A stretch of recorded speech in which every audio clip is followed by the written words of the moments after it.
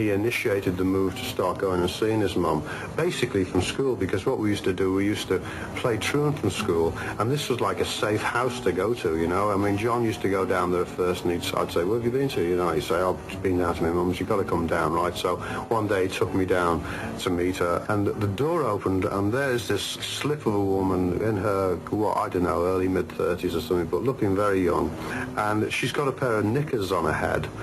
Apparently this is something that she used to do. She used to pick up anything that was handy if she was doing the dusting. She used to flit around the house with the feather duster and sing away, and had record player and speakers in each room, which was a great thing for us in those days.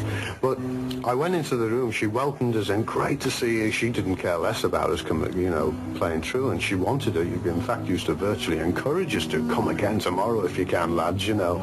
And I went in, she said, and John said, this is Pete. I thought, oh, this is Pete. She said, oh, fantastic. And she came rushing over to me, and I thought she was just going to shake hands or say hello or something like that. Instead of that, she ran her hands up and down the hips, and she said, oh, isn't he lovely? Hasn't he got lovely hips, you know? And I turned to John and said, hey, this is great to hear, right? She's terrific.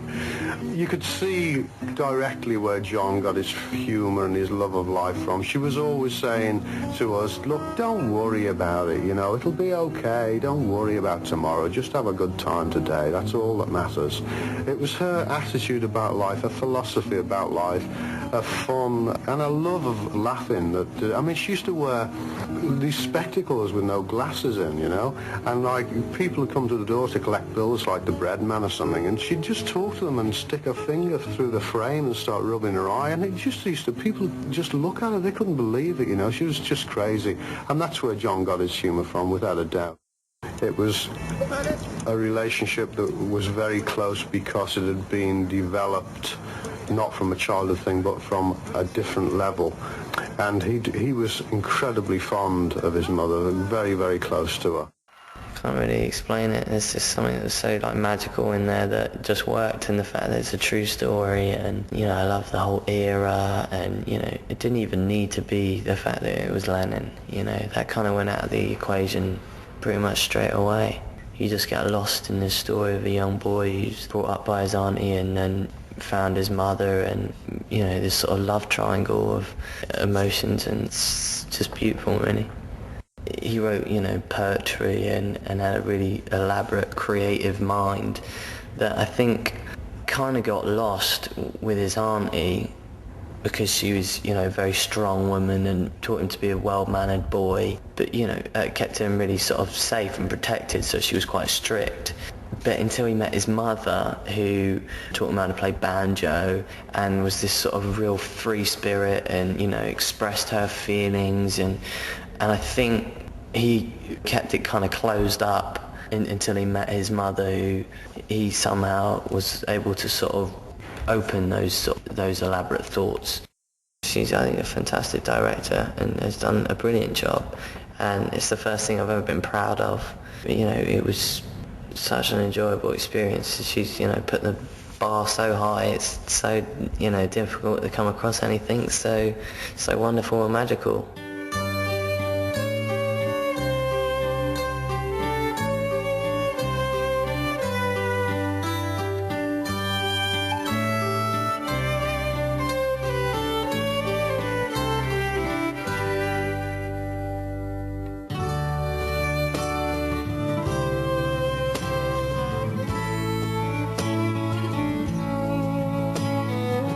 Episode 39 of Glass Onion on John Lennon, and this is Nowhere Boy Part 1, which, as you will surely have guessed, is a review of the 2009 film Nowhere Boy. Now, the clips you just heard there, the first one was Pete Shotton, the real Pete Shotton, from, I think, an interview in the 80s, and he's talking about the relationship between John Lennon and Julia in real life, which is obviously the central relationship in the film we're talking about today. Second clip was Aaron Johnson, who plays John Lennon in the film, talking about the role. Now, you'll actually hear my guest today, Scott, talk about Aaron Johnson, say that he's very shy, apparently. And I'll tell you, just this short clip took quite a bit of editing. He did a lot of repeating of himself and tripping over his words. So perhaps Scott was right. Maybe he is quite shy. I don't really know much about him, to be perfectly honest. But you can obviously hear as well that he's from the south, like from London. So I had to put on an accent for this film, which of course is not an unusual thing at all for films. So Scott Phipps joins me again. We did the Imagine films together, and he was of course featured in the last episode, which was How I Won the War, my appearance on his podcast, Real Britannia. At the beginning of the episode, we talk about his podcasts. He's got 4 actually now. I think he's going to have a 5th one coming up soon. Scott and I have a great rapport by now. As you hear us say, we've worked together quite a bit. So I think this is fun talk. Obviously, it's mostly about the film, but we do branch off into talking about school, because there are some scenes in the film of John Lennon at school, and anyone who knows anything about John Lennon knows that he didn't get on too well at school. Clearly he was bright enough to have done well, but he gradually slipped down and down till he was in the bottom stream with his sidekick Pete Shotton slipping down with him. The discussion of school in the 50s sort of follows on from when I was talking to my mum. That was episode 23, when she was talking about school, and also with Colin Hanton earlier this year. It's nice to branch off, and I'm very, very interested in society in general, and there's lots of branching off points from John Lennon and the Beatles into other areas, and I try and do that on this podcast to keep things interesting. And there's a couple of audio clips during the conversation as well that I've slipped in there. Anyway, that's it. I will have some news about the podcast in the outro, so I'll see you for that. Enjoy. Hello again, friends. We're back with a new episode. Hang on, are we on Real Britannia? No, we're not. This is my show, isn't it? It is today. I'm confused. I've got the wonderful Scott Phipps once again. Say hello to everybody. Hello, mate. I think this is the 4th time, isn't it, in as many months, possibly? Yeah, we've been working together a lot. We did How I Won the War. What else did we do? We did A Prize of Arms, which is an old Stanley Baker film for Real Britannia. And then we did Lolita. Oh, we did Lolita as well, yeah. Yeah, we had lots of fun with that. Yourself and Stephen.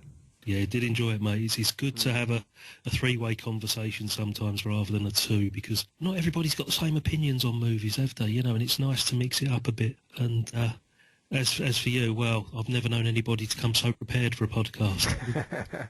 Some of it is research, but with the John Lennon stuff, it's kind of already in there already, so I got a couple of pages on this film, but I know it pretty well. I watched it the other night. Just for the audience, so Scott, you've been on this show before. We did Imagine 1972, and then we did Imagine 88. Yes. And it was fun. So, yeah, this is basically a film review, but before we go into it, could you tell us all about your podcasts, your many podcasts? Yeah, I mean, listeners who heard the previous appearances that I've been on the show are aware of some of the stuff that I do, and you've actually appeared on them now, pretty much, a couple of them at least. I have, yeah. The first one I started was called The Stinking Paws, P-A-U-S-E, which is a play on the famous line from Planet of the Apes. I like a bit of wordplay in my podcast. Very John Lennon. Yeah, you'll see this in a second, some of the others. Stinking Paws. It's more just 2 blokes talking about movies. It's nothing too heavy. I sometimes have more than one person, 2 or 3 guests. We've been going for 8 years this year now, racking up 150 plus episodes. Reviewed over 200 movies, ranging from early silent movies right up to pretty much modern day. We try not to do anything too brand new. We had a 10-year rule in place at one point that we wouldn't review anything in the last 10 years. And then about 3 years ago, I started one called Real Britannia, R-E-E-L Britannia, which you've appeared on very recently. As the title suggests, it focuses on British movies. And again, throughout the years, we running through the carry-ons in sequence. We're doing the James Bonds in sequence and everything in between, those old classic war movies, right up to things like With Nail and I, even Legend, the Tom Hardy craze movie we reviewed, Darkest Hour with Gary Oldman is possibly the newest one we've reviewed. Then we go back to the 30s and do some early Hitchcock or a George Formby, that sort of thing. Kitchen Sink as well? Kitchen Sink is in progress at the moment. What we're doing is the precursors to the Kitchen Sink dramas at the moment. Things like Violent Playground with Stanley Baker. Those sorts of social problem movies that led into the Angry Young Man stuff. So we're working our way through those. The podcast that I think you first found me, Rainbow Valley.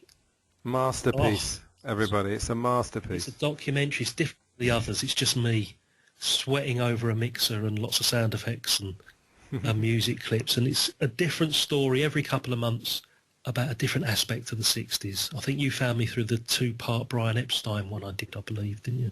I'm sure I did. I'm that predictable. I think probably did, yeah. And then I did. But no, there's loads of other ones you did. Profumo, Yeah. The Great Train Robbery as well. Yeah, there was loads. There's one on Matt Munro. I did one on the making of Sergeant Pepper for the 50th anniversary. Dusty Springfield, things like that. Because that's quite a passion project that takes a little bit more time. So that only comes out about 4 or 5 times a year. And more recently, I'm one of the co-hosts on the official Talking Pictures TV podcast for the channel. So, but podcast is pretty much taking up most of my time. Yeah, pleased to hear you're taking a break. I need to, just for a couple of weeks. I've got such a backlog of episodes that need editing, and there's no danger of me running out of content, mate, that's for sure. Yeah, I feel the same about this podcast, actually. I keep waiting for it to run out, but... there's always people that want to appear, and you can't say no. Yeah, and people want you to appear on other shows. Yeah, I love doing it. I enjoy it. All right, excellent. Okay, so we're just going to... I've just got a few bullet points here to hit, and then we're going to talk about the real story as well, because it's obviously very interesting, and I haven't covered it majorly. I seem to have got very bogged down in John Lennon 1980. I've just done a few quite grisly shows on his unfortunate demise, but now we're kind of going back, aren't we, to where it all began. Yeah. This film covers, I'd say it's a period of about 2 years. I mean, they flash back to this famous Blackpool incident where he was apparently forced to choose between his parents at age 5. Mark Lewison, of course, disputes that, and actually, I don't know if he talked to someone who was actually there, but someone who was involved in some way. So that's been kind of disputed, but ostensibly we're looking, he starts about 16 and then they kind of flash forward a couple of years at the end. But which is 1960, isn't it? That's right. So we'll just go through some of the details, some of the background to the film. So it came out actually on Boxing Day 2009. The director was a lady called Sam Taylor Wood, who was actually a conceptual artist and a photographer. Mm. It was partly shot in Liverpool. Paul McCartney and Yoko Ono were consulted over the script. I'm not sure why Yoko Ono was consulted, because she wasn't really there in the 50s. I'm sure. Oh, this era, was she? No. Yeah, I'm not sure what that was about. But anyway, it was funded partly by the National Lottery and by Film 4. Yep. Some of the music was original. Like, for example, at the very beginning you get Wild One by Jerry Lee Lewis, which I absolutely love. But some of the music was... They call themselves Aaron Johnson, that's the guy who played John Lennon, and the Nowhere Boys. So they had a little band, and I actually quite like his voice. It's quite good. Yeah. You saying, sorry, before you go on, Go on, I watched this last night, and I'd only watched it once previously, and it really sort of struck me. I didn't realise how old this was. It's 11 years old, this film. I only thought it was like 2 or 3 years old. Yeah. And I haven't obviously seen this since 2009, 2010, and it was only my second viewing. It just didn't strike me that this came out so long ago. Yeah, well, time flies. I mean, one thing I find crazy is that, when the anthology came out, which was, I mean, they actually got together in 94 to record Free as a Bird, but basically the anthology was done around 95.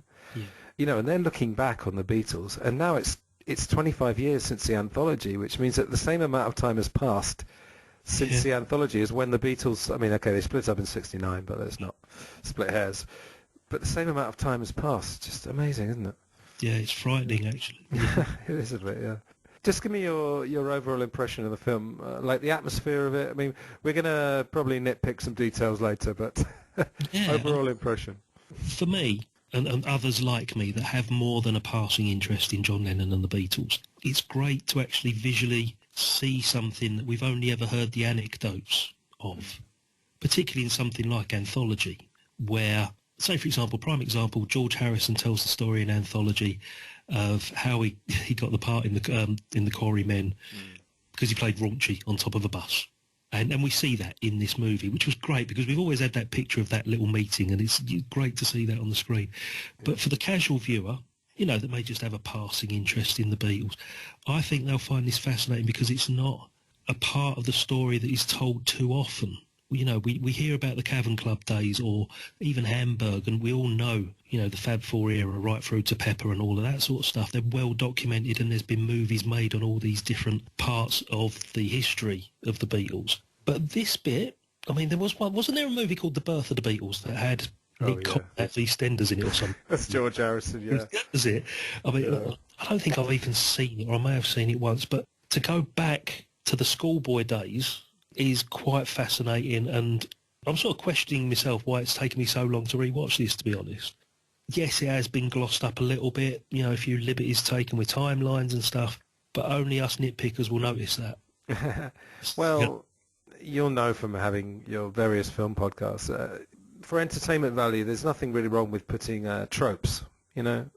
I don't see a trope as a negative thing. I think when it becomes a cliche, it's kind of negative. But, you know, there's stuff you put in films because you're not trying to sell the film only to hardcore Beatles fans. And, I mean, there's a fair amount of those, but there's a huge audience out there that has, like you said, a passing interest. But episode 30, we did an episode called John Lennon on Film, and we looked at all the depictions of John Lennon. And Birth of the Beatles is quite hilarious because, as you said, you know, British viewers will know Nick Cotton from EastEnders was George Harrison. And I mean, he was fine, you know, but the biggest laugh of that film is that the guy who played John Lennon was actually 34 when they made it. Stephen McKenna, his name is. So it was quite comical seeing him sort of being sent up to his room by Aunt Mimi, you know. That was quite funny.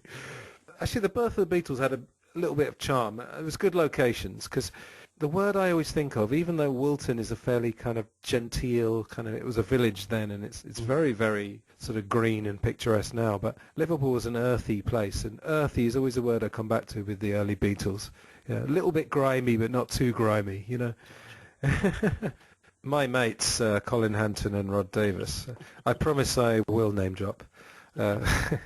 They occasionally tour as the Quarrymen, and when they go, particularly to America, I guess American interviewers are very interested because I think British and American between them, they still see the other as quite exotic, even though our cultures are pretty similar. And they always get asked about Nowhere Boy, and they always say the same thing, good on atmosphere, but then they kind of nitpick the details because they were there, and it must get maddening to see stories repeated over and over that you were involved in, and they're always told inaccurately, you know what I mean? So I can understand that. Obviously you weren't there either, and neither was I, but did it seem like the atmosphere was evocative? Yeah, I mean, as you're aware, one of my podcasts focuses on the 60s. So to see the attention to detail at Mendips and other places, you know, brilliant. You know, you can see they've actually thought about this. I'm one for always looking at backgrounds and what's going on, say, like cars, and even when, you know, a movie is set in a shop or something, looking at the shelves to see all those old tins of, you know, bird's custard or whatever it may be, see they've been accurately portrayed. And yes, I think it does this really well, especially if you're used to seeing those old black and white photos of the Quarrymen and John Lennon and seeing them recreated here. I mean, we'll talk about this later, but the Walton Fate in particular, they've got the shirt right, they've got the hair right, they've got all the guys in the right positions. You know, somebody's actually thought about this. And yes, I think it does pretty much evoke the late 50s and the 60s. You know, the scene in the cinema where Elvis Presley's on the screen, that was, you know, that thing was happening. And yeah, accurately depicted, mate, I think. Yeah, and I've got in my notes, the cinema was such a big deal as well, because without video recorders and things, and also, you know, you didn't have wall-to-wall media. It's always, we have to keep remembering how different it was then. Yeah. That, you know, I think John probably saw a picture of Elvis, and then one of the scenes is what they call the Cunard Yanks, you know, these sailors who brought back these records. That's another sort of Beatles legend. But then one of the first times I think John ever saw Elvis was, you know, they'd have adverts. I remember this even from the 80s, you know, you'd have a B movie, you'd get 2 films for the price of 1. Yeah. And then you get like newsreels, wouldn't you? I mean, I don't go back as far as, you know, Pathé and everything. That wasn't my era, but, you know, suddenly to see this creature, you know, this Elvis, and one of the most amazing sort of romantic images is John Lennon and others in his bedroom trying to pick up, oh God, was it Radio Luxembourg? Yeah. I always get mixed up with Radio Caroline. Radio Luxembourg. And you'd pick up these kind of, there'd be a bit of static on the radio, so you get these sort of flickering images of Heartbreak Hotel. Doesn't it? Yeah, it fades in, fades out as the signal gets stronger and weaker. Can you imagine how amazing that is? And then when you see Elvis and he looks like it's from another planet, and Little Richard even more. I mean, Little Richard looked outrageous. Well, you think about it, there's a great scene in the movie where Aunt Mimi is listening to, is it Vivaldi or something? I can't remember. Tchaikovsky, I think it is. Tchaikovsky, yeah. And Uncle George is setting up the other speaker in the bedroom. And yes, that was the entertainment. You'd be listening to the radio, and it would be in the 50s. It would be the home service or something like that. And John's highlight of the week was listening to Tony Hancock, as we see it in the movie. So, yeah, the entertainment was very few and far between, apart from what the BBC was putting out on the radio and your weekly trip to the cinema. Yeah, and you made the most of it because you didn't get much of it. Yeah. Oh, so is that Hancock in the first scene? Yeah, it's a very unique episode of Hancock. I think it's a set of 3 separate sketches, and I can't think what it's called, but it's one where he's a test pilot. You can hear it. You can hear Kenneth Williams, and it's the one where Tony Hancock is testing a jet aircraft, and he's this, super fighter ace, and Kenneth Williams is the mechanic that somehow has got stuck on the outside of the plane, and he's tapping on the cockpit to be let in. That's quite prescient because you've just put out The Rebel, haven't you? The Rebel, exactly. Straight away, that's Tony Hancock he's listening to, Yeah. All right. Let's talk about the actors in general. So we've got sort of 5 or 6 people. And then, we won't go scene by scene, I promise, but we will go kind of chronologically in a few stages. So let's talk about Aaron Johnson. What did you think of him as John Lennon? You've probably seen more depictions of John Lennon than I have. I saw far too many when we were researching. You've studied this, haven't you? So, not bad, but, not accurate if we're going to nitpick. Does a competent job. Is it Ian Hart is your favourite depiction of John Lennon, isn't it? I think, and yes, difficult to dispute that. I can't remember who played him in Backbeat or... That was Ian Hart as well. That was Ian Hart as well, so that's okay. So that works fine for me. Yeah, it's just a little bit difficult going back to this for the second time after so long because Aaron Johnson has become so huge now as well. He's in Marvel, isn't he? Some of the Marvel movies, I believe, isn't he? Or the X-Men or something. I've lost touch of films for the last 10 years, so I'll have to take your word for that. Yeah, he's in a couple of the later Marvel movies. Right.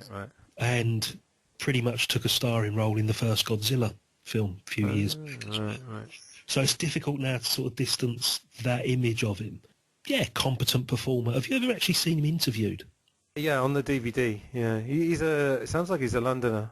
Right, but I don't know what interviews you've seen, but I remember at the time this came out, and obviously he's still fairly young, very, very shy, very, very quiet. He almost sort of clammed up on a few of the, the interviews that I saw, and he was giving like one-word answers, sort of like the reluctant actor, that's been thrust into the spotlight. And, I haven't seen any interviews since, so I don't know if that's got any different over the years. But as for the acting performance, yeah, fine. It does the job. The Scouse accent fades in and out. We could pick faults on this. We could praise it to the rafters.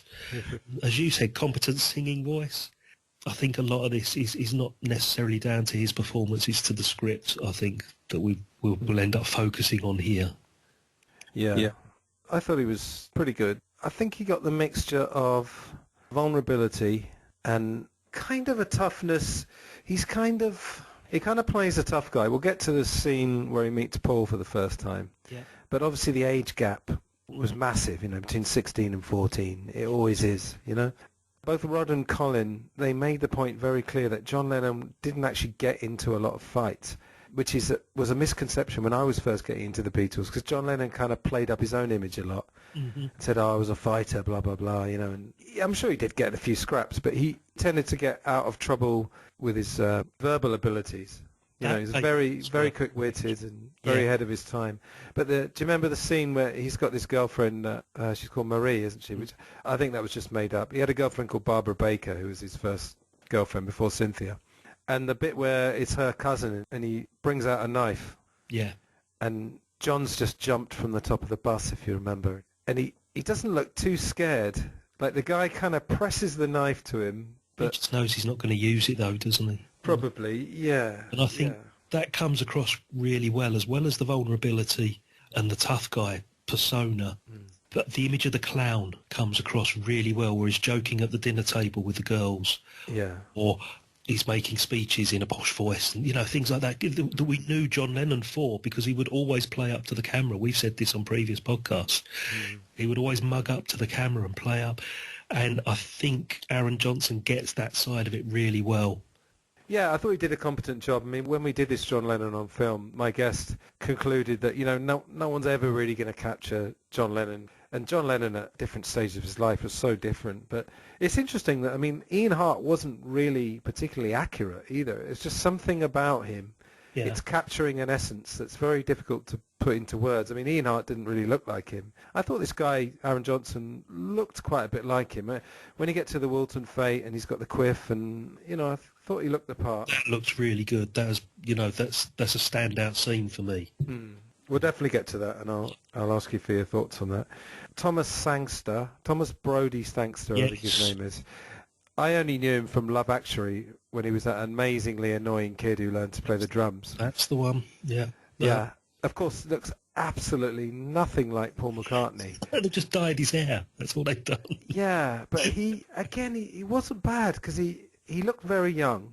And Paul did look, when he was 14, 15, Paul looked a bit chubby, and he didn't look cool at all. Like, he didn't become sort of pretty until a few years later, you know. Yeah. But I actually thought Thomas Sangster was all right. And he was a musician, but he's a right-handed musician, so he had to learn to play left-handed. Yeah.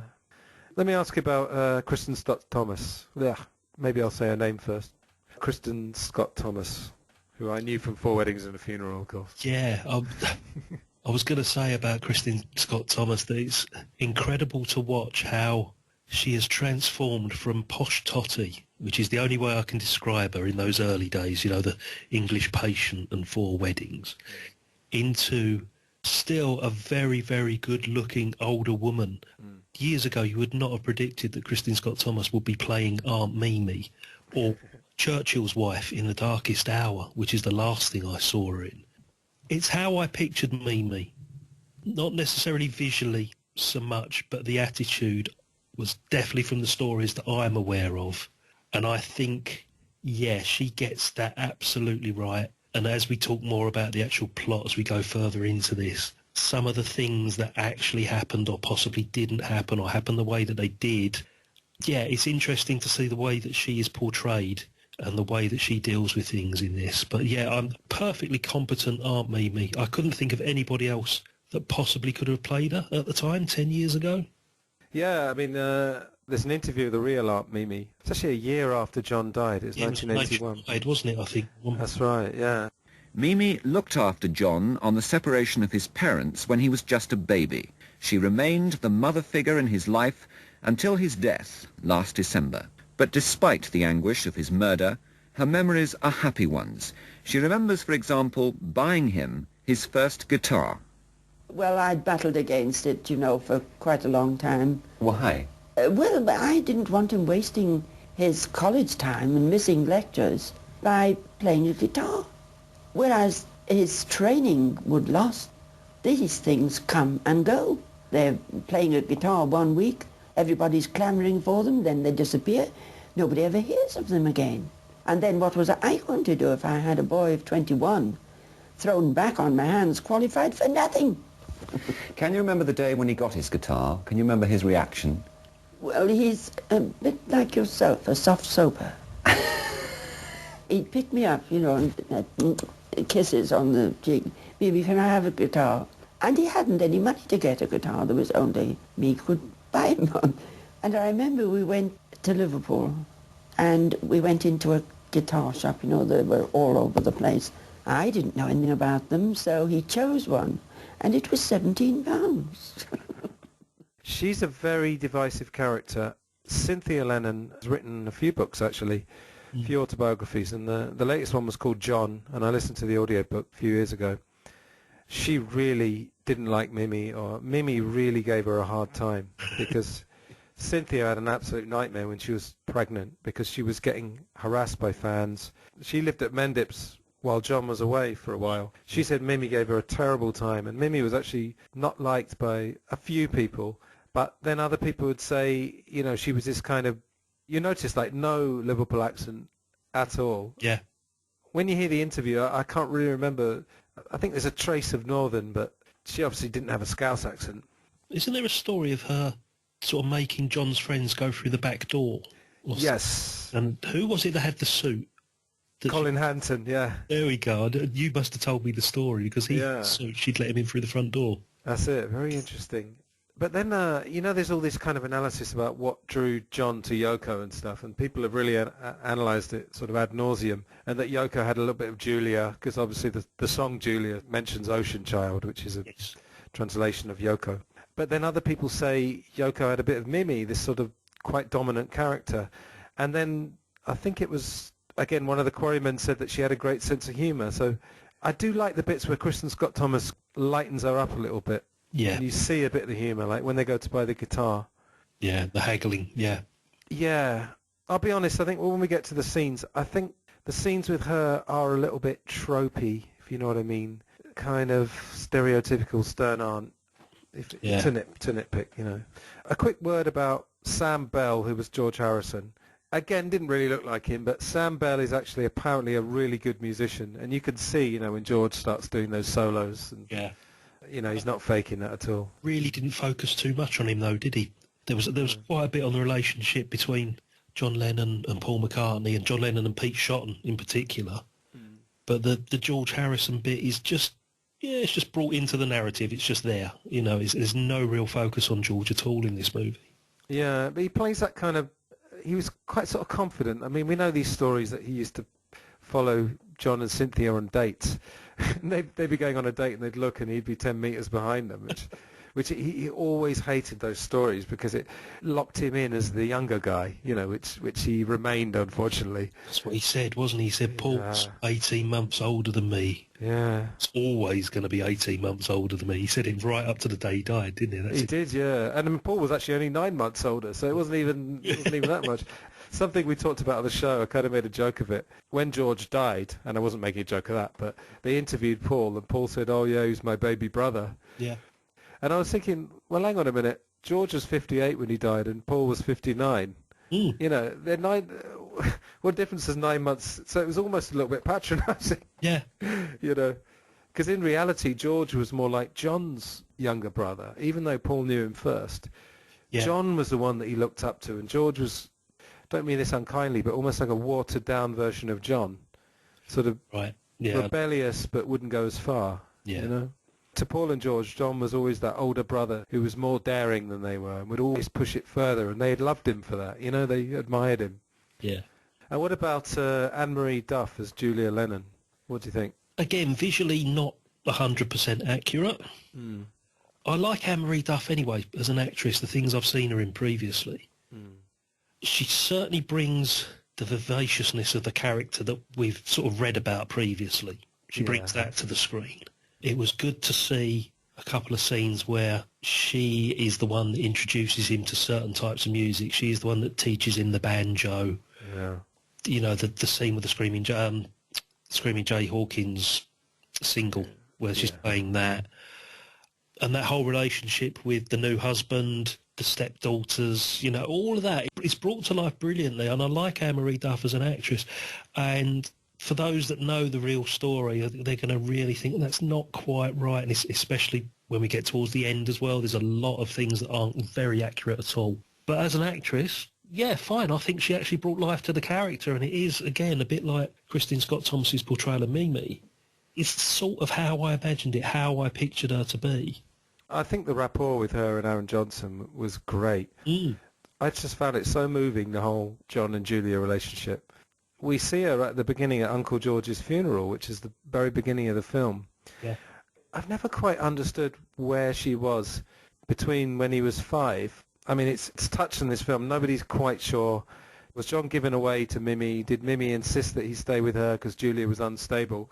As far as the true story, we don't really know. But I don't understand exactly where she was between when John was 5 and when John was 16. Like, he didn't seem to know that she was living around the corner. Or something. Exactly, which he didn't know. And there's that scene where he says, what bus are we getting to go and see her? And he said, we don't need a bus, we're going to walk. Yeah. She literally is like a 5-10 minute walk away, I'm assuming. And yeah, it doesn't make it clear because I don't think it is actually documented anywhere, is it, as to those missing years as such. The girls are, 7, 8, 9 years old at the very, very most, aren't they, Julia and the other one? Julia and Jackie, yeah. Jackie, yeah. So, what are we talking, 12-year gap between her leaving John with Mimi and then meeting up again when he was sort of 17? So, if the girls are 7, 8 years old, there's 5 years there as well at the beginning. You know, it's difficult to piece together. The only one, I mean, have you read Julia Baird's biography? Many years ago, yeah. So, I can't remember the full details, but I'm sure she goes into quite a bit of it, actually, these early years, because she was the one that was there.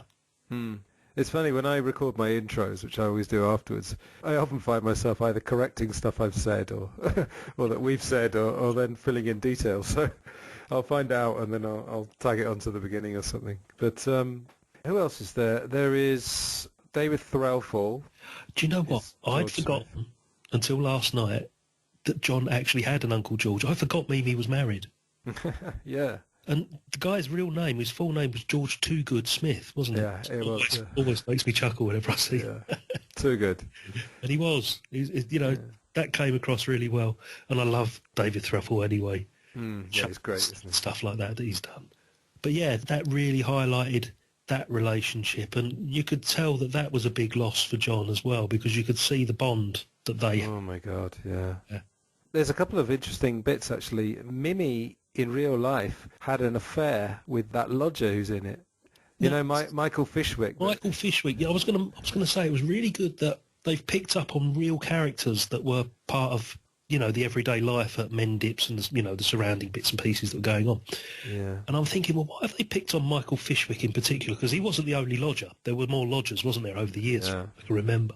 There were, yeah. They're devoting, not necessarily a great deal of time, but they didn't have to focus on him. He didn't have to be there at all. And having forgotten my first watch of the movie, I'm thinking, does Fishwick play a bit of a part in this? I couldn't remember if he actually does, but he doesn't in the end. And I just thought that was great that the scriptwriter has actually picked up on genuine people, not just the Michael Fishwick character, but they could have made, say, for example, Pete Shotton, they could have made him an amalgamation of all the other Scorpions, but they specific, because he was an important part, and he was with the Beatles right the way through, wasn't he? He was always the entourage. And it's great that they've actually gone to such extent that they've actually got real people, genuine situations that happened. Yeah, it's nice when they do that, I agree. Yeah, everyone was absolutely amazed to find out years later that Mimi had an affair with this guy, because she was 30 years older than him in real life. And everyone jokes about Mimi that, she was died a virgin, or died a virgin, or I know you're a big Hitchcock fan, and we're reviewing Rope tomorrow on your podcast. When I read that amazing biography, The Dark Side of Genius, any listeners haven't read that, it's fantastic. I think Hitchcock and his wife had a more or less a sexless marriage as well, Yeah. So it can happen. So everyone was really amazed.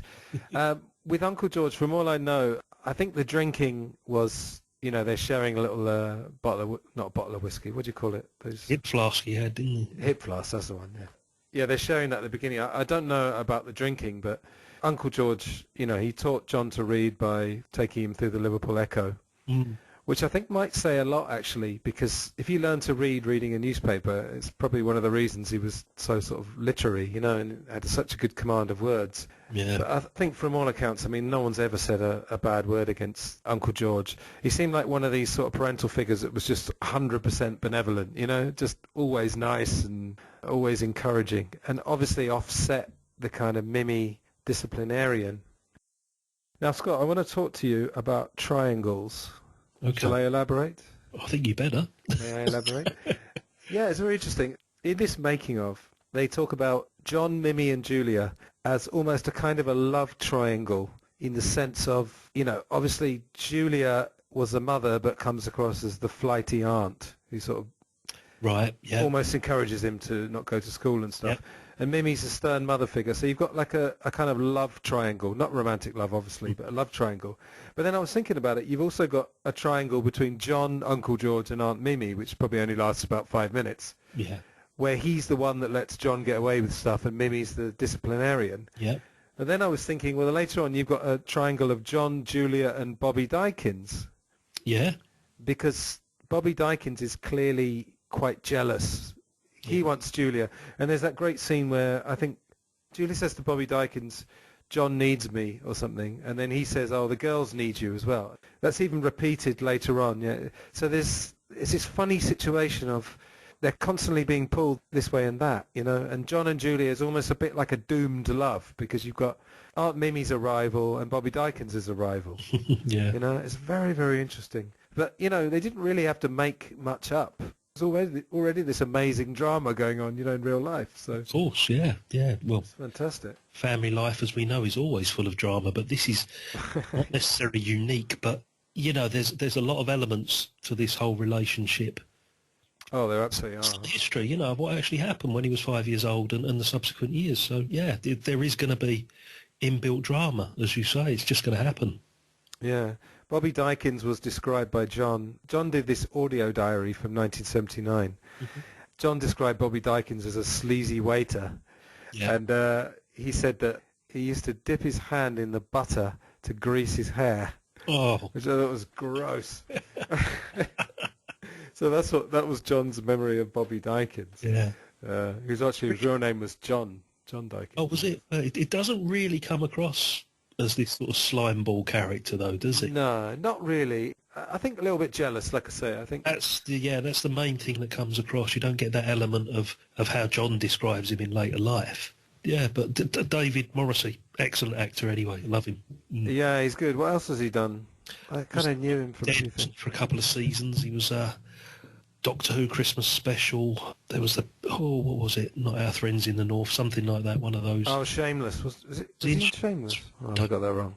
No, I think I've got that wrong. I think Uncle George was in Shameless. David was in Shameless. Yeah, he was the main character. Oh yeah, because I've never actually seen it. I was just aware of it. Right. So let's get into the film. Perhaps let's just talk about a few key scenes. So one of the interesting things is John and Julia going on quote-unquote dates. Mm-hmm. What was your impression of these scenes? Do you think they went a bit OTT, maybe? Yeah. Yeah. Okay, yeah. Nice blunt answer.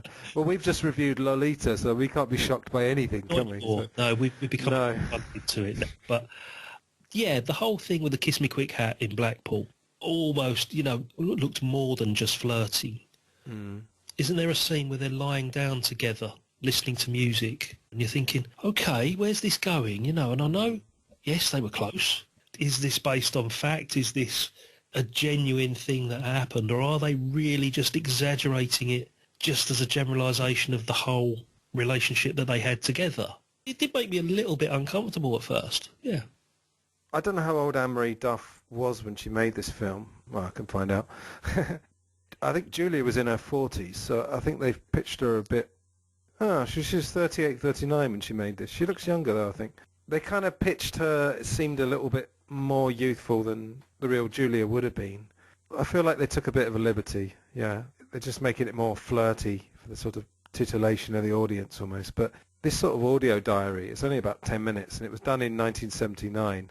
He mentions that he was in Julia's house.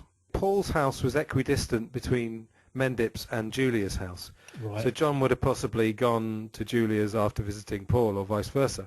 And John mentions the time when he was in the bedroom with his mother and he kind of suddenly flashed, I wonder, should I do something, Mm. And would she allow it and everything? And I always feel with John Lennon that someone who's very artistic like him, you find this with a lot of artists, because I went to drama school as well many, many years ago. A lot of creative, artistic people, they just want to almost try everything, Right. Or they don't really want to restrict themselves with the limitations of those boring limitations of those normal people, They just want to experiment. And I think John Lennon was, if nothing else, an experimenter. So I don't think anything actually happened. I mean, he probably would have said if something had happened, but... Yeah, I mean, there's that great old saying, isn't there? You should try everything once apart from insects, the Morris dance. I've heard you should try everything, but I should try everything once. I hadn't heard the other bit of that. That's funny. God, I lost my train of thought now. I hate to besmirch Julia's memory, because as we know, or as the listeners will already know, she came to a very, very untimely demise. She was a little bit free with her favours, let's say. Well, Blackadder would have said, bury me in a Y-shaped coffin, but I'm not going to say that. Jane Harrington, yeah. Yeah, I'm not going to say that, even though I just did. I mean, one of the amazing stories is that, did you know that John Lennon had a long-lost sister who grew up in Norway? Yes. Were you aware of that? Was it Ingrid? Yeah, her name was Victoria originally, and then they changed it to Ingrid. To Ingrid. I made a note of this because there's a very bizarre tale that when they were going to put a blue plaque on Mendip's saying John Lennon lived here, Pete Shotton was putting the blue plaque up. He was actually screwing it to the wall. It wasn't done by the National Trust or whatever. Ah. And Ingrid came along, and Julia was there. Julia, the daughter, Julia Baird. Yeah. And as Pete is up on the ladder, he looks over and he says, oh, I think I can see Ingrid coming along, which indicates that he'd already met her. Oh, you have been doing research, I did, because it was a part of the story that I'd forgotten. Would you like me to tell you the story about Victoria? Yes, please. Okay. Julia was married famously to Alf. Now, Alf was John Lennon's father that reappeared once the Beatles became famous. We know that story, don't we? Mm-hmm. Now, apparently, when Alf was away at sea, because he was a merchant seaman, it says in this research that I've got, sort of tying in with what you've just hinted at, she often spent her evenings at dance halls. Okay.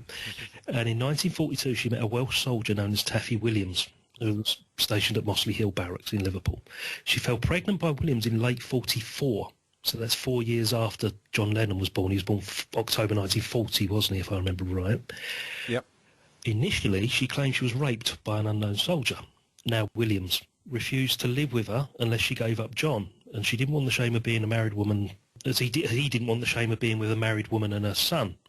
She refused. Now, Alf returned to Liverpool in 1944. He offered to look after Julia, John and the unborn baby, but Julia said to Alf, no, that's it, our relationship's over. This is where they split up. So Victoria was born June 45, Victoria Elizabeth, okay. Mm-hmm. Pressure from the family made her give her up for adoption to a Norwegian Salvation Army captain whose name was Peder Pedersen, and his wife Margaret. She was raised in Crosby in England.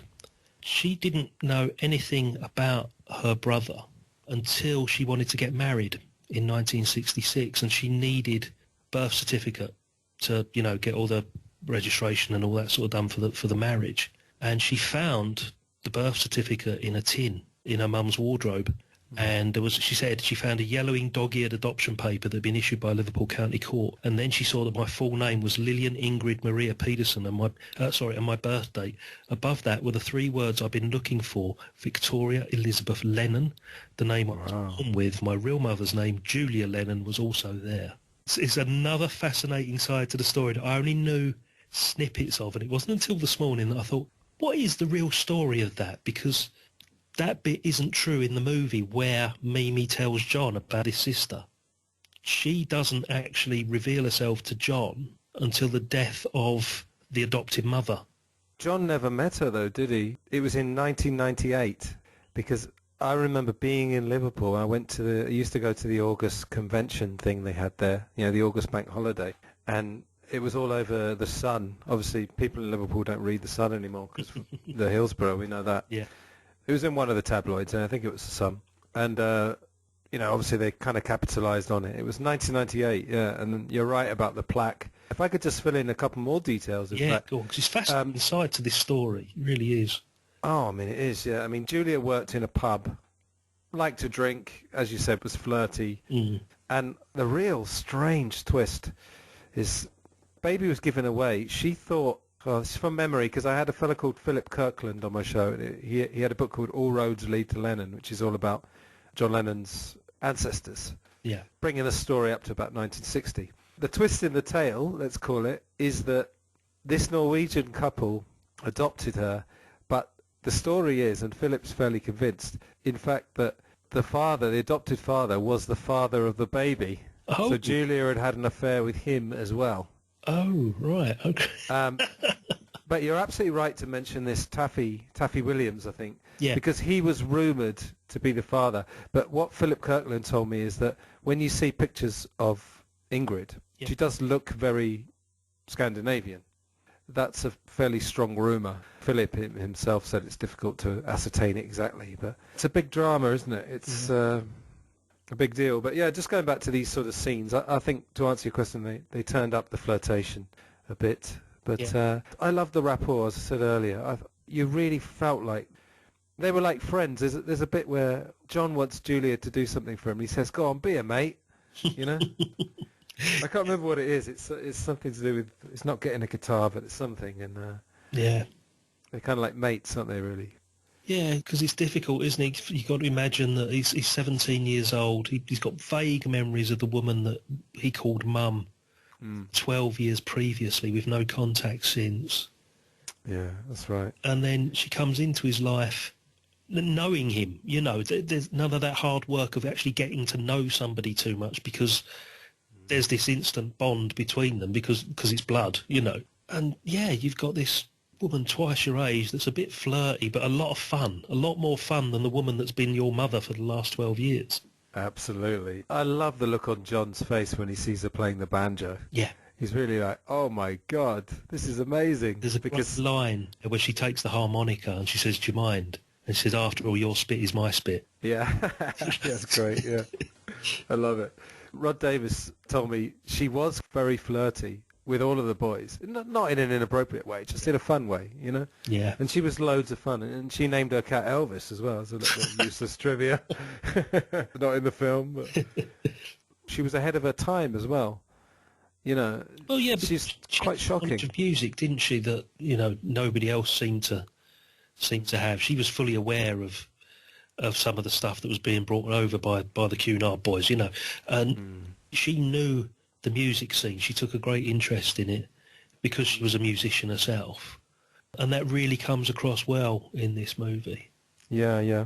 What else can we talk about? Actually, I wanted to talk to you briefly about the scenes in the school. You see the Daily Howl, you know, this brilliant cartoon little sort of magazine that he came up with at school. And I wanted to actually ask you about your school, because you see, obviously, John getting caned a lot. Yep.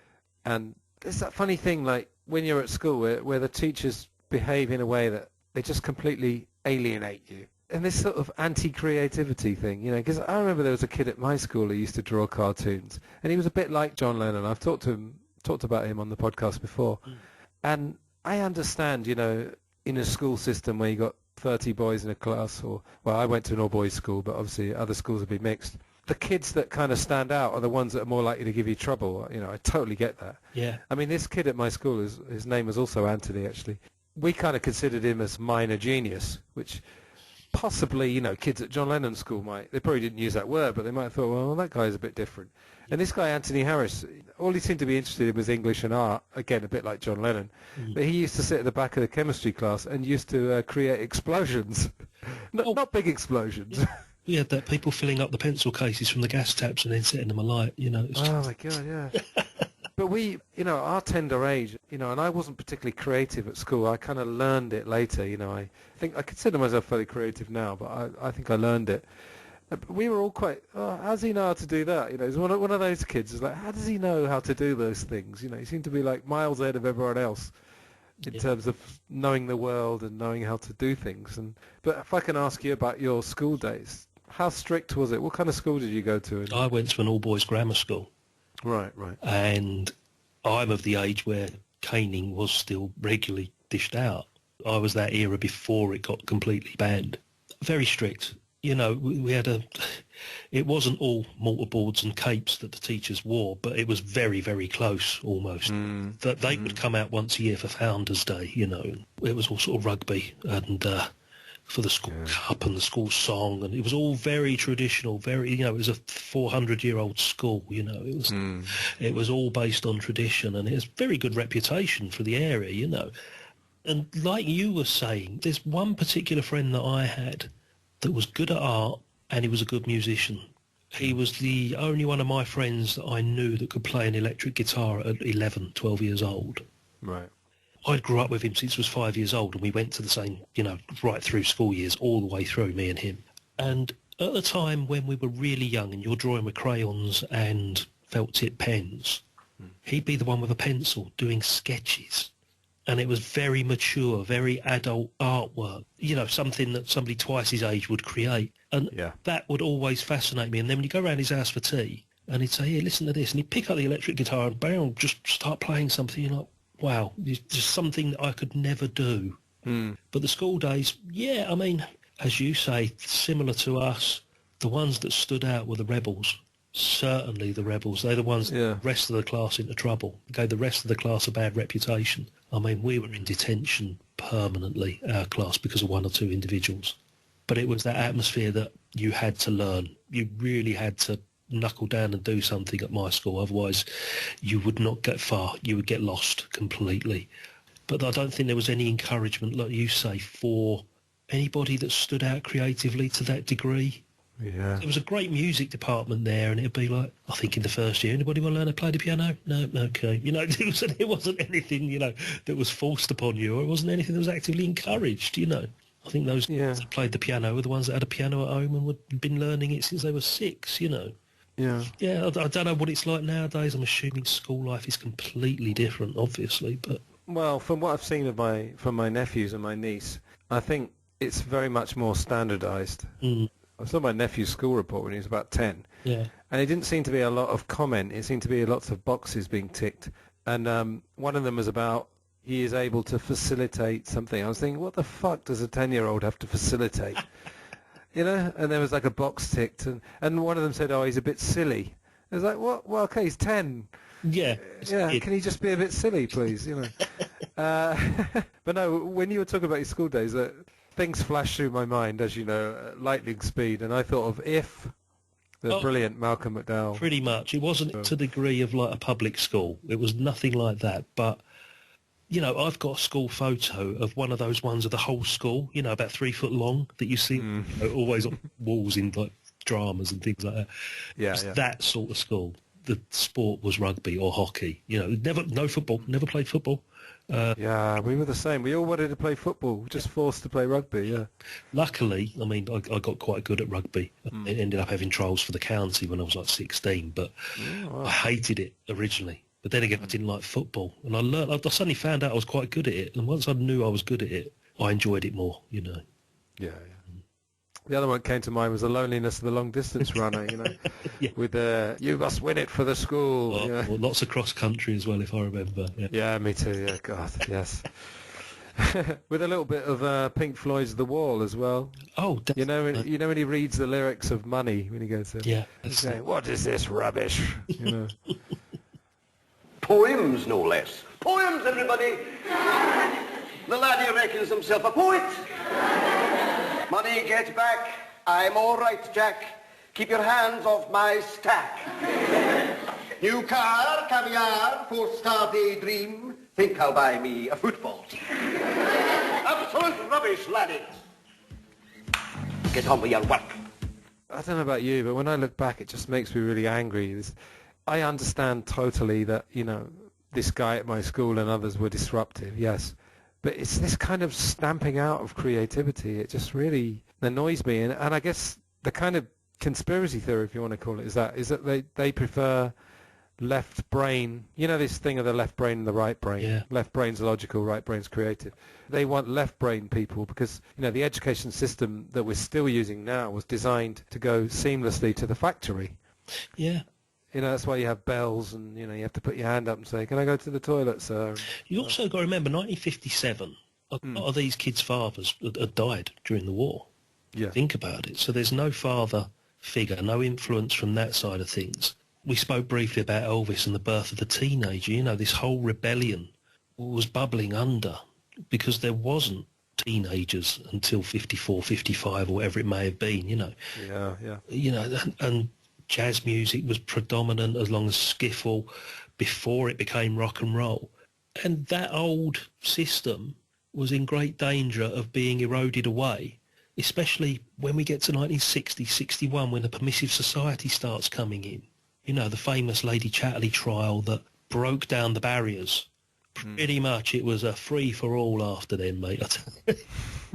In all ways, yeah. It is. It's some of the things I touch upon quite often in the Rainbow Valley podcast, the 60s one that I do, that the 60s was the most fascinating decade in particular for me as well, you know. Oh, yeah. Because the floodgates opened.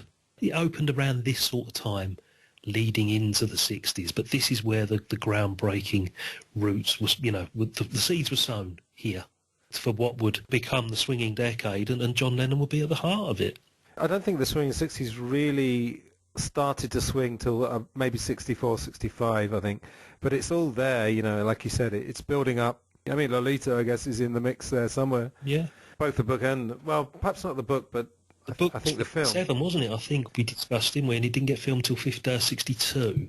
Yeah, that's right. With regard to the schools, as I said, the old school system was gradually being broken down. You know, comprehensive schools haven't made an appearance yet, if I remember rightly. I don't think the first comprehensive was built to the early 60s.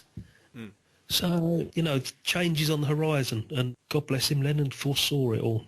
Yeah, and in terms of dress, it's always hilarious to me to look at old photos where you see kids wearing a hat just like their father and wearing a suit, and it just, I mean, Colin Hanson, as you mentioned earlier, was one of the few to get in the front door of Mendips because he was wearing a suit, you know, and he was only, I think, He was a couple of years older than John. Yeah. So he would have been, I suppose, late teens when he was visiting Mendips. But that was the thing. It's just hilarious. You always got paid on a Friday, a little brown from the pay office, the wages office window. And after paying your mum your rent, first thing you would do would have a bath, put on your suit and go down the pub. You would always wear a suit, even if you were going out. And kids laugh at that. I still, to this day, if I'm going somewhere, not necessarily down to the pub, but, something a little bit special, out for dinner, something like that, I'll put a suit on. My daughter thinks it's hilarious. And we're going to leave the conversation for part 1 of 2 of our review of Nowhere Boy. Hope you enjoyed that. So part 2 should be out within a week, and that includes really some of the major scenes, obviously John meeting Paul and then George coming on board, and then a tragic event towards the end of the film, but then a major event in that they make their first recording as well. I haven't put it together yet, but I'm sure there'll be some audio clips from the film. In fact, I can tell you for certain there will be. So you've got that to look forward to. As regards the future of the podcast, I've really been doing a lot in terms of recording, and I estimate that by this Sunday, which will be the 17th, I'll actually have enough episodes to put out a weekly episode until the end of July. So that's how much I've been stockpiling. So I can tell you that the podcast certainly will be going until then. It may take a break in August, may not. I'm almost certain I'll be recording more episodes between May and July, since I'll still be in the groove of doing this podcast, even if it's going to be mostly editing. So more than likely it'll go into the autumn. And then we'll just see. I'm just going to play it by ear. I've mentioned many times, of course, my general podcast, which will happen this year, but that's probably going to get pushed back to autumn or winter, I imagine. Just to let you know, a couple of the interviews I've done recently, one is about the John Lennon and Bob Dylan relationship, which is fascinating. Another one is about drugs, which is a topic that's just absolutely central to the Beatles story and John Lennon's story. But I guess because they're illegal, it's one of those topics that people tend to avoid, which is a shame. But, myself and my guest, who I won't tell you who that is now, I think we do a pretty thorough deep dive on that. It's actually a review of a book on that topic that came out in the last couple of years. So basically plenty to look forward to. And like I say, I'll be back with part 2 of Nowhere Boy next week. So thank you very much for listening, and I will see you soon. Goodbye.